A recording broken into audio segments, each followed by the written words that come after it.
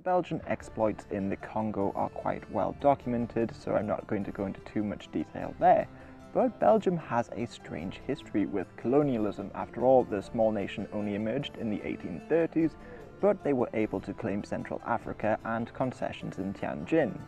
Leopold II was still annoyed that the Belgians were a little country and little people, in his words, and he had bold plans elsewhere. For instance, in 1843, they invested in Ladin Company, one of the first businesses in Hawaii, and they could well have claimed it had it not been the Paulette Affair the same year, which saw the British temporarily occupy it. But he was still very much interested in expanding in the East. For instance, Leopold II in 1866 went against his government and offered to buy the Philippines from Queen Isabella II of Spain.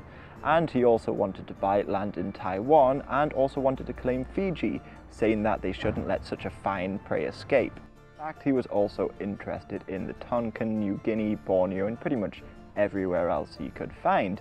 But a couple decades earlier, his father was more interested in the Americas, even though most countries there had just achieved independence from Portugal or Spain. For instance, in the 1830s, Los Altos broke away from Guatemala, and it seems that the Belgians were funding their leader Carrera. Now, this independence movement failed, but the Belgians were now invested in the area, and in 1840 they set up a colony on the coast at Santo Tomas. Actually carved out quite a sizable chunk of land for themselves there, but disease killed off many of the settlers and the colony was abandoned, but they continued to try to look for colonies in Latin America. For instance, in 1844, Alfred Malolieu, a Brit, wrote to the Earl of Aberdeen to warn him that the Belgians had acquired about 130 kilometers worth of land in Brazil at Santa Catarina. And Leopold II sent an aide to find out if he could buy Entre Rios in Argentina on the border with Uruguay, and in his words set up a free city there, but under the moral protection of the Belgian king. And he also had plans to buy lakes in the Nile and drain them to establish colonies there, and he thought that he could buy an Abyssinian kingdom for about 30,000 francs, but knew that his parliament wouldn't agree with him. The Republic of Texas was just a newly independent state in the 1830s, and they sent a general, James Hamilton, to try and secure loans and gain recognition from the European powers. But only the Belgians really paid any attention to them, and they sent an agent to Texas to see the Republic firsthand.